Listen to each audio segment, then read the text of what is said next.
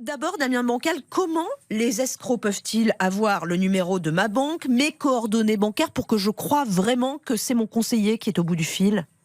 Alors le problème avec ces pirates informatiques, c'est qu'ils ont énormément de temps pour chercher. Alors comment font-ils ? Ils ont plusieurs possibilités. D'abord, ils vont pouvoir pirater des sites internet, des boutiques un peu partout dans le monde. Première collecte. La deuxième collecte, c'est le fameux hameçonnage. On l'appelle aussi phishing. C'est ces fameux courriers électroniques que vous pouvez recevoir donc dans votre boîte mail, mais aussi par téléphone, qui se fait passer soit pour une banque, soit pour une administration, et donc du coup, l'internaute peut potentiellement cliquer dessus et fournir des informations.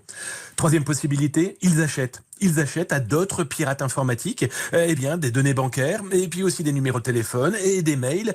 Et ils regroupent tous ces malveillants. Et après, ils font clairement des catalogues par victime. Dernier exemple en date, la semaine dernière, je découvre des pirates informatiques qui vendaient le français 25 €. Voilà, chaque français avec nom, prénom, numéro de téléphone. Et ce pirate en avait quasiment 300 000. Votre conseiller vous demande de valider une opération, vous le faites, vous ?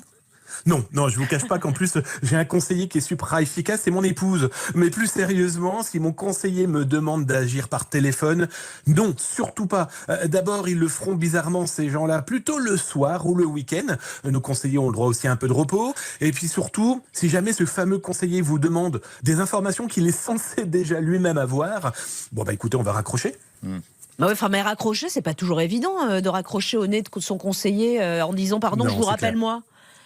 Tout à fait, d'autant plus que ces pirates informatiques ont ce qui est appelé une technique du halo. Ils s'entraînent, on voit des ventes d'entraînement, de cours sur comment convaincre une personne au téléphone de valider un code, de donner son mot de passe. Et donc ces pirates informatiques ont trouvé ce business pour convaincre. On appelle ça le piratage du cerveau.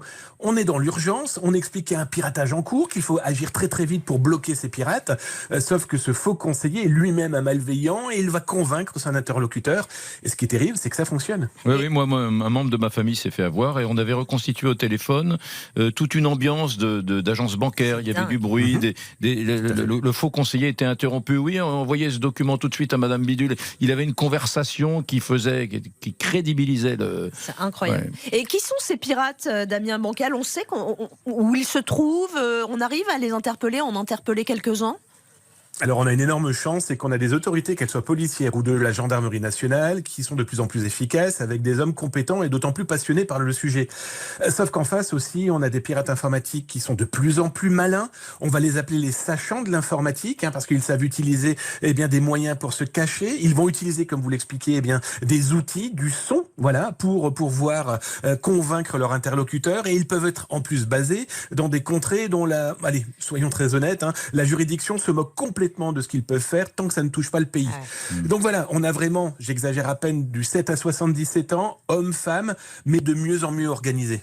Moi, c'était incroyable. La personne qui arnaquait se faisait livrer pendant la communication téléphonique qui a duré longtemps.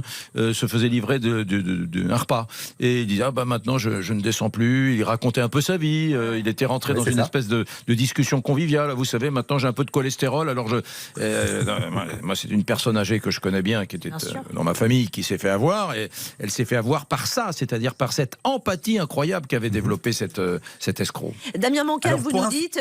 Quand notre conseiller appelle, on lui dit monsieur, pardon, mais j'ai entendu que sur RTL, il fallait surtout que je raccroche au nez. Je vous raccroche au nez et je vous rappelle, c'est moi qui vous rappelle.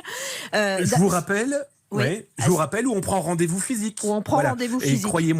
Et croyez-moi, quand vous dites à l'interlocuteur malveillant, écoutez, non, je viens vous voir demain, c'est lui qui va vous raccrocher au nez. Rapidement, d'autres astuces pour éviter de se faire avoir ?